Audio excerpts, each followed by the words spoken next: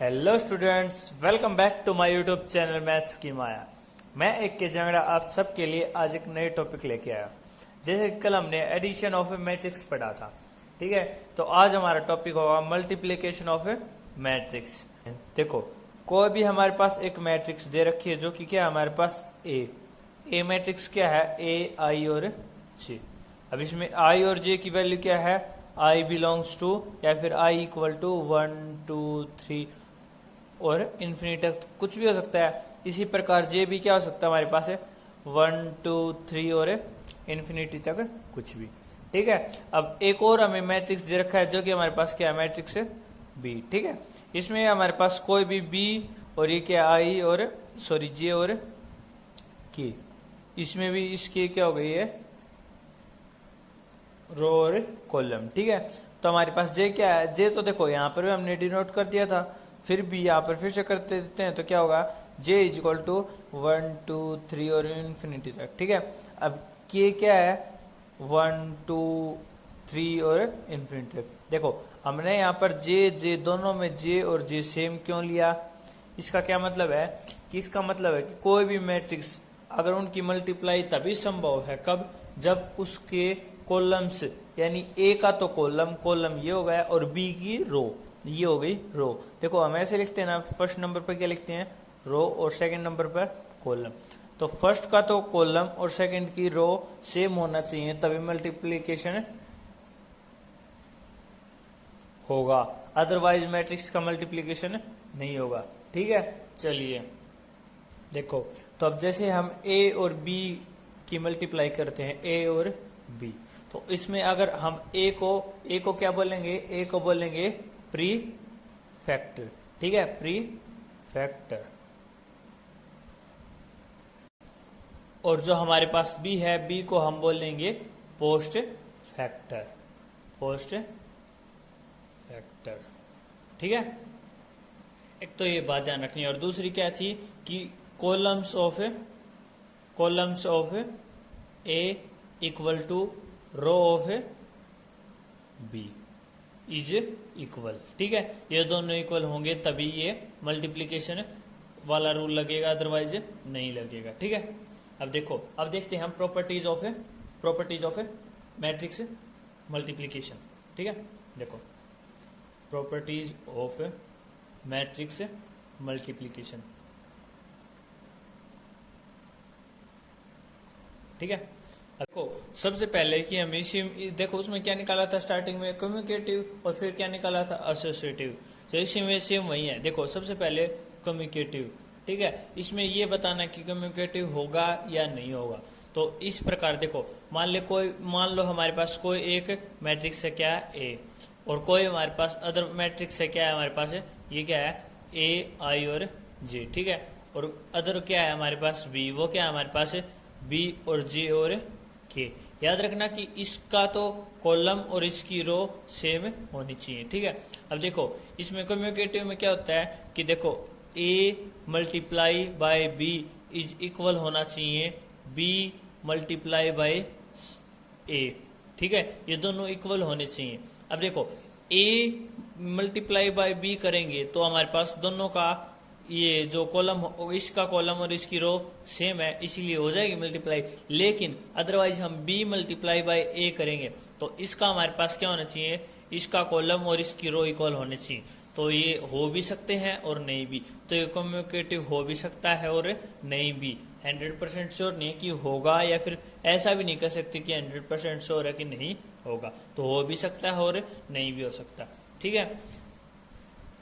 अब third property देखते हैं, सेकंड प्रॉपर्टी देखते हैं। सेकंड प्रॉपर्टी कौन सी है, सेकंड ये थी फर्स्ट प्रॉपर्टी, सेकंड है एसोसिएटिव होगी या नहीं होगी, ठीक है। एसोसिएटिव उसमें क्या कहता है कि देखो हमारे पास क्या होना चाहिए, ए और बी की मल्टीप्लाई करने के बाद सी की मल्टीप्लाई, ठीक है। और ये इक्वल होना चाहिए हमारे पास, किसके इक्वल, ए और बी और सी की मल्टीप्लाई, ठीक है।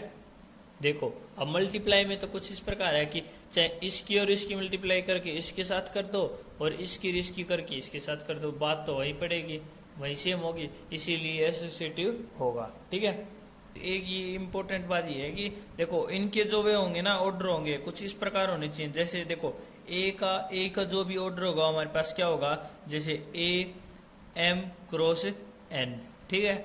अब नेक्स्ट का क्या होगा, मान लो बी का है तो बी का क्या होगा हमारे पास, मान लो वो हो गया B N cross M, sorry N cross P लगा लो, ठीक है, पी। अब नेक्स्ट क्या होगा हमारे पास, सी का होना चाहिए, सी इज इक्वल टू सी, और यह होना चाहिए हमारे पास पी क्रॉस क्यू, ठीक है। इसका मतलब देखो इसका कॉलम और इसकी रो इक्वल हो गई, और इसका कॉलम और इसकी रो इक्वल हो गई, तभी ये पॉसिबल है। अगर इनकी चेंज कर देंगे ना कि इसका और इसकी रो और इसकी कॉलम, सॉरी इसका कॉलम और इसकी रो सेम नहीं होंगे, तो ये मल्टीप्लाई नहीं होगी। लेकिन अब सेम होनी चाहिए, कंडीशन दे रखी हो, तभी वो क्या होगा, एसोसिएटिव होगा, अदरवाइज नहीं होगा। देखो थर्ड प्रॉपर्टी में क्या कह रखा है, थर्ड प्रॉपर्टी में कह रखा है कि distributive with respect to addition, ठीक है। मान लो अब देखो ये दे रखा कि ए बी प्लस सी ये इक्वल होगा क्या, ए एक बार इसके साथ बी और फिर एक बार ए और सी के साथ, ठीक है।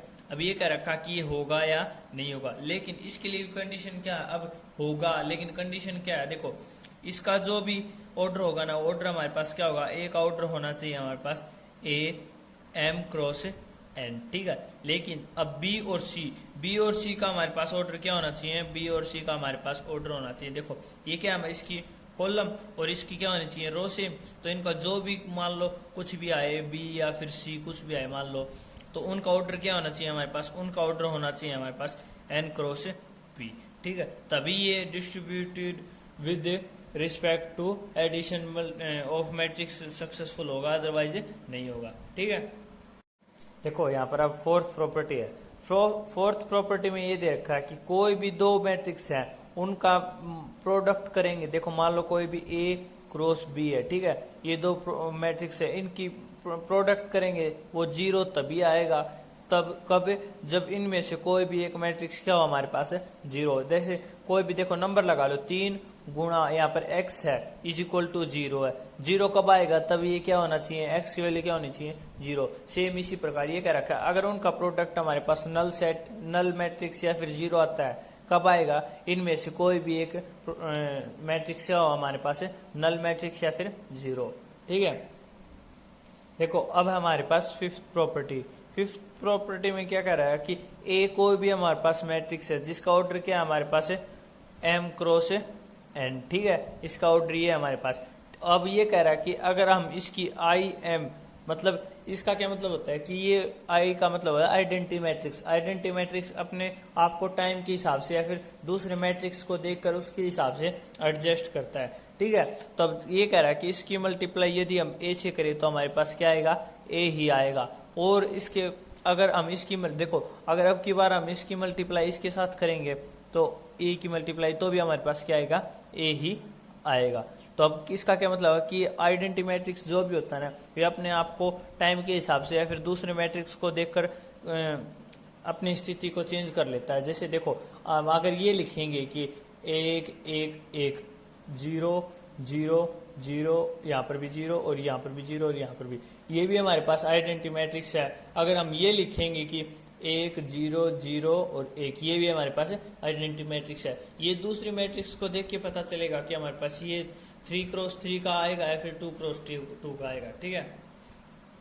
देखो कुछ क्वेश्चन सोल्व करते हैं। देखो हमारे पास कोई भी एक क्वेश्चन नंबर दे रखा, क्वेश्चन नंबर 1 है, ठीक है। पहला क्वेश्चन हमारे पास क्या है कि हमारे पास दो मैट्रिक्स दे रखे हैं, ए मैट्रिक्स ए, ये हमारे पास, ये हमारे पास 2 3 4 -1 2 और -5, ठीक है। और अब दूसरी मैट्रिक्स दे रखी है हमारे पास, दूसरी मैट्रिक्स क्या है हमारे पास 1 3 -5 और यहाँ पर क्या है 2 -4 और 6, ये हमारे पास दो मैट्रिक्स दे रखे हैं और इनकी क्या करनी है, हमें प्रोडक्ट करना है। तो देखो सबसे पहले क्या देखना है, सबसे पहले देखना है कि इसकी कॉलम और इसकी रो इक्वल होनी चाहिए। अब देखो इसकी कॉलम कितनी है, कॉलम हमारे पास है, कॉलम देखो एक कॉलम 2 कॉलम और 3 कॉलम, 3 कॉलम हो गए। अब रो कितनी है इसकी, हमारे पास देखो 1 रो 2 रो और 3 रो, इसकी रो और इसकी कॉलम सेम हो गई। अब इनकी मल्टीप्लाई हमें कर सकते हैं। देखो तो सबसे पहले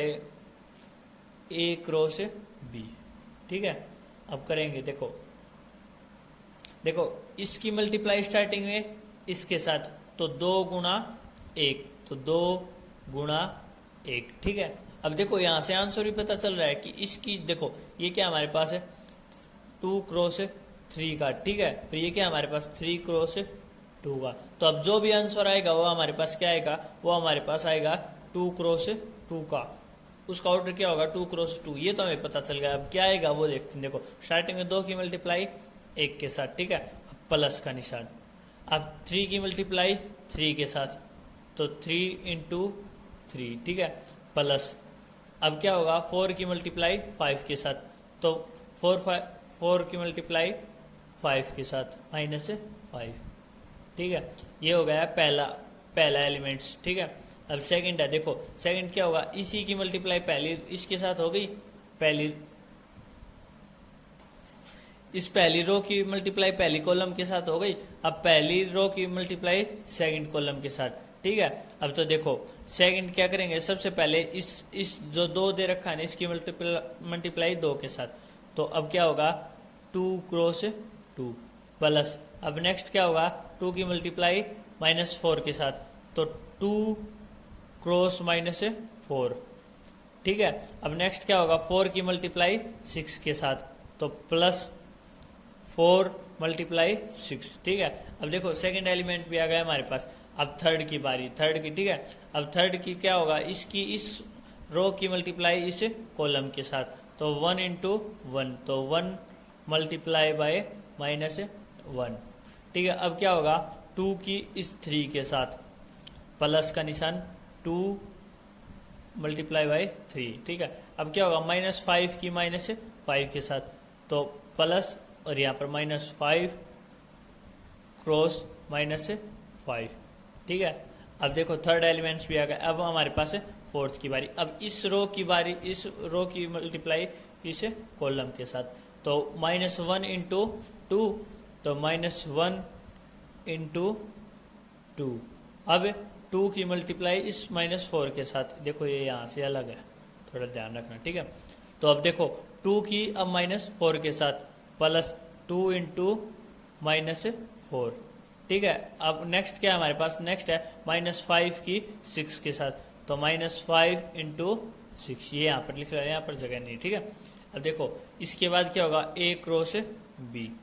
अब हमारे पास इनके सिंपल लिख लेंगे। देखो 2 एकम 2 प्लस 3 तिये 9, ठीक है, 9। अब यहाँ पर 4 5 20, लेकिन किसका है, माइनस का आएगा, ठीक है, तो -20। अब नेक्स्ट हमारे पास क्या है, 2 दूनी 4 प्लस, सॉरी माइनस आएगा, देखो 4 दूनी 8, लेकिन यहाँ पर माइनस का निशान है, तो -8, ठीक है। यहाँ पर क्या है 6 चौके 24 प्लस 24, ठीक है। अब नेक्स्ट हमारे पास क्या है, 1 एकम 1, तो माइनस का 1। अब 3 दूनी 6 प्लस 6। अब नेक्स्ट क्या है, पाँव 25, दोनों किसके हैं, माइनस के, तो क्या हो जाएगा प्लस का 25। अब नेक्स्ट क्या है, देखो 2 एकम 2, किसका, माइनस का 2। अब नेक्स्ट क्या है हमारे पास, 2 चौके 8, किसका, माइनस का 8।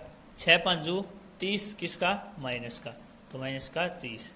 अब देखो A क्रॉस B, ठीक है। अब देखो सिंपल हमारे पास आ जाएगा, तो 9 और 2 11, 20 में से 11 गए तो कितने बचेंगे, -9, ठीक है। यहाँ पर क्या है 8 और 4 24 और 4 28, 28 में 8 गए तो प्लस का 20। यहाँ पर क्या है 25 और 6 31 में से 1 गया, कितना, 30। अब यहाँ पर क्या है हमारे पास 30 और 8 38 और 2 40, तो माइनस का 40। अभी हमारे पास ये हमारे पास आ गया प्रोडक्ट, और इसके हमारे पास ऑर्डर क्या है 2 क्रॉस 2, तो ये हमारे इसका आंसर। देखो इस टाइप के क्वेश्चन होते तो आसान है, लेकिन बहुत लेंथी होते हैं, मतलब उनको करने में टाइम बहुत लगता है, ठीक है। तो ध्यान से करिए, अगर एक स्टेप भी इधर से उधर होगा ना, तो पूरा क्वेश्चन गलत हो जाएगा।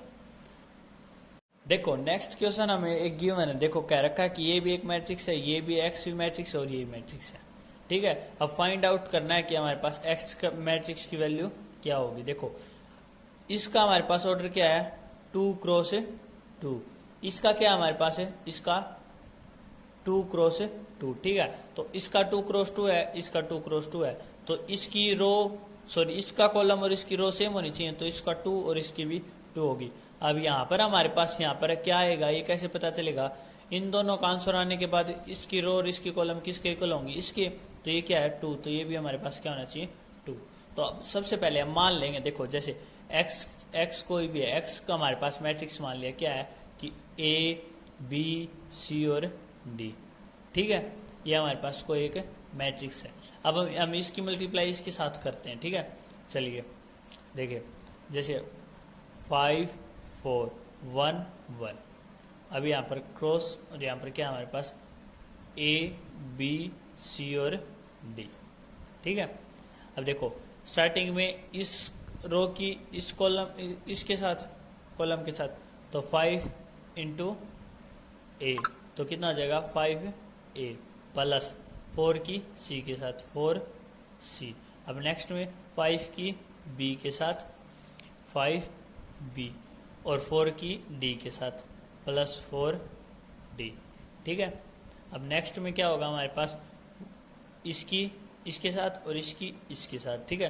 तो 1A मतलब A प्लस और 1 की C के साथ, तो कितना हो जाएगा C। अब नेक्स्ट हमारे पास एक की B के साथ और एक की D के साथ, तो B प्लस D। और ये हमें किसके इक्वल दे रखा है, कंप्लीट इनकी मल्टीप्लाई किसके इक्वल है हमारे पास, इसके इक्वल। तो हम लिख लेंगे इक्वल टू किस क्या हो जाएगा 1 - 2 1 और 3, ठीक है। अब देखो इनकी सिंपल हम इक्वेशन बना लेते हैं, ये इनके इक्वल रखे, ठीक है। तो सिंपल इक्वेशन कैसे बनाएंगे, देखो अब है 5A plus 4C is equal to 1, ठीक है। अब A प्लस C भी क्या हमारे पास है 1, ठीक है। अब नेक्स्ट क्या है 5 इधर लिख लेंगे, देखो 5B प्लस 4D क्या है हमारे पास -2, ठीक है। अब नेक्स्ट क्या हमारे पास है B प्लस D, ये हमारे पास क्या है 3। अब देखो यहाँ से हम B और D की वैल्यू निकालेंगे, यहाँ से और A और C की वैल्यू। तो सबसे पहले A और C की वैल्यू निकालते हैं। तो देखो इससे हमारे पास यदि C उधर चला जाएगा तो A क्या बच जाएगा, A is equal to 1 - C, ठीक है। अब यही वैल्यू उठा के यहाँ पर A की जगह रख देंगे, ठीक है। तो 5 इंटू 1 - C, ये A की वैल्यू ये थी, अब यहाँ पर रख दी, plus 4C is equal to 1, ठीक है। तो 5 - 5C plus 4C is equal to 1। तब ये क्या है, देखो ये माइनस का 5 और ये प्लस का 4, तो क्या होगा 5 - C is equal to 1।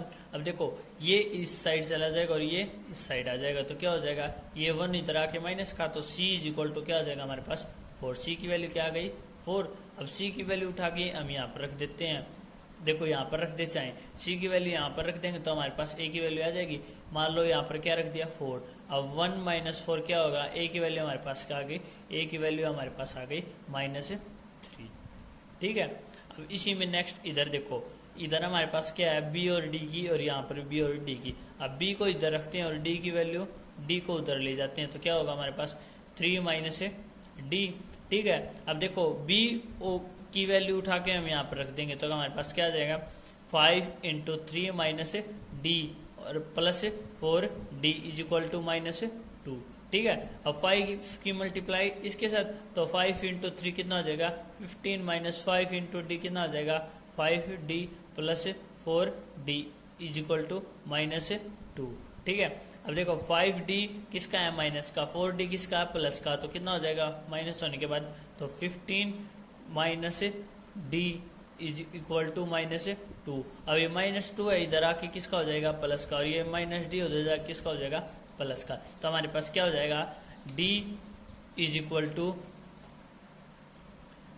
15 plus 2 कितना हो जाएगा हमारे पास 17, ठीक है। तो अब हमारे पास इस D की वैल्यू कितनी आ गई हमारे पास 17। अब D की वैल्यू यहाँ से आ गई, तो किसकी वैल्यू निकालेंगे B की वैल्यू। तो B की वैल्यू कैसे आएगी, देखो इसमें क्या था हमारे पास 3 - D, तो यहाँ पर हमारे D की वैल्यू रख देंगे, तो इज इक्वल टू 3 - 17।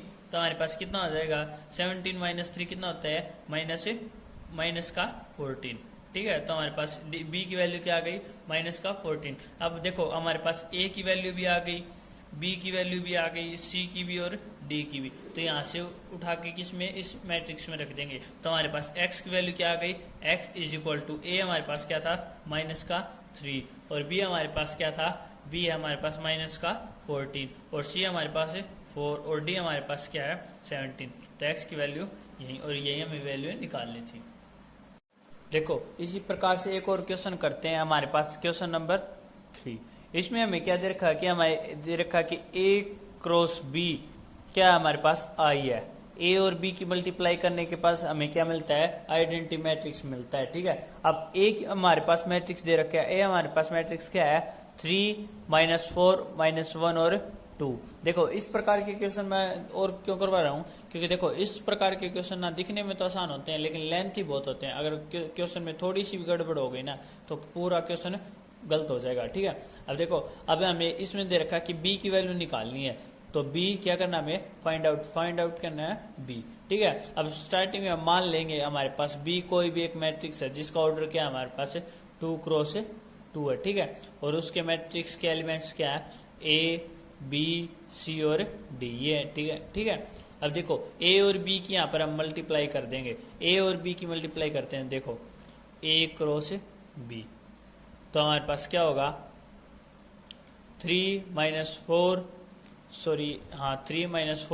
-1 और 2, ये माइनस इसके बीच में नहीं है, केवल यहाँ पर माइनस है। ठीक है, अब देखो क्रॉस यहाँ पर क्या हमारे पास ए बी सी और डी। अब इनकी मल्टीप्लाई करने के बाद हमें क्या मिलेगा, आइडेंटिटी मैट्रिक्स। आइडेंटिटी मैट्रिक्स अब देखो मैंने कहा था अपने हिसाब से चेंज होता रहेगा, तो यहाँ पर आई की वैल्यू हमारे पास क्या होगा, आई की वैल्यू जो भी होगा उसका ऑर्डर हमारे पास क्या होगा 2 क्रॉस 2, क्योंकि इसमें 2 क्रॉस 2 ही है। तो यहाँ पर क्या होगा 1 0 0 और 1, ये हमारे पास आई की वैल्यू है। ठीक है, अब देखो स्टार्टिंग में इनकी वैल्यू निकालते हैं। ठीक है, तो वहीं इनके क्या बना लेंगे, हमें सबसे पहले इनकी प्रोडक्ट कर देंगे। ठीक है, अब देखो A cross B is equal to 3 की मल्टीप्लाई किसके साथ है, ए के साथ, स्टार्टिंग में 3a प्लस अब 4 की मल्टीप्लाई सी के साथ, लेकिन याद रखना कि 4 किसका है, माइनस का, तो यहाँ पर स्टार्टिंग में माइनस लगा लें, -4c। ठीक है, अब देखो 3 की किसके साथ है, बी के साथ, तो 3, और अब नेक्स्ट क्या होगा 3b, अब नेक्स्ट क्या होगा -4 की डी के साथ, तो -4d।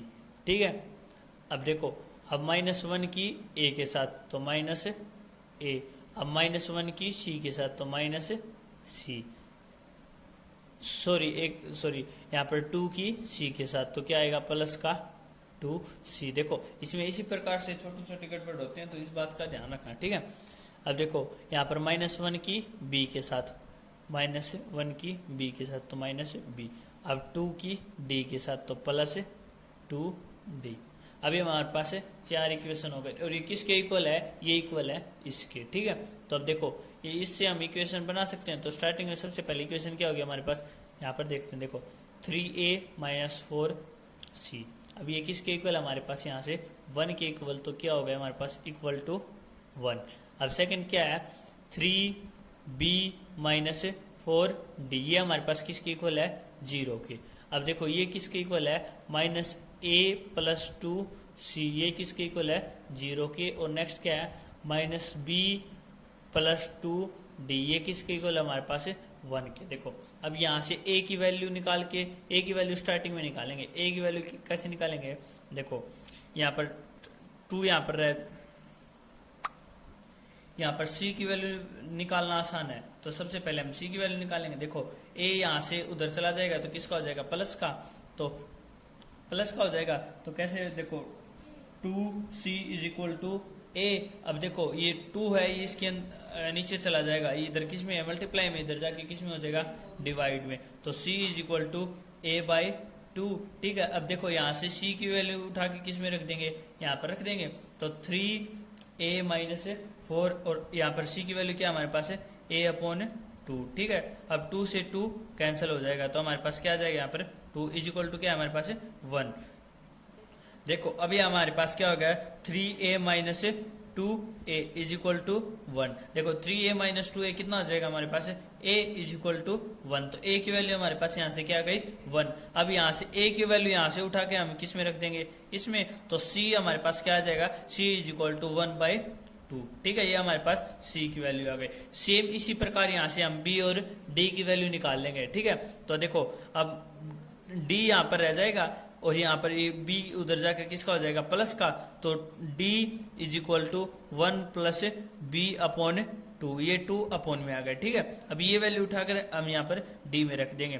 तो 3b माइनस 4 और यहाँ पर d की वैल्यू क्या है, 1 प्लस b अपॉन 2। ठीक है, इज इक्वल टू क्या हमारे पास 0। अब 2 से 2 कैंसिल, तो हमारे पास 2 बच गया। देखो अब 3b माइनस 2 है, इससे मल्टीप्लाई करेंगे तो क्या हो जाएगा -2। अब इसकी -2 की b के साथ करेंगे तो -2b। ठीक है, इज इक्वल टू क्या हमारे पास 0। ठीक है, अब ये माइनस का 2 है, उधर जाकर किसका हो जाएगा, प्लस का। 3b माइनस 2b कितना हो जाएगा हमारे पास, b इज इक्वल टू, ये इधर माइनस का उधर किसका हो जाएगा, प्लस का। तो ये 2, b की वैल्यू हमारे पास क्या आ गई 2। अब ये वैल्यू उठाकर हम यहाँ पर रख देते हैं। तो हमारे पास d की वैल्यू क्या आ जाएगी, 1 प्लस 2 कितना हो जाएगा, 3/2। 3/2 ये हमारे पास किसकी वैल्यू आ गई, ये हमारे पास आ गई d की वैल्यू। ये b की a b c और d।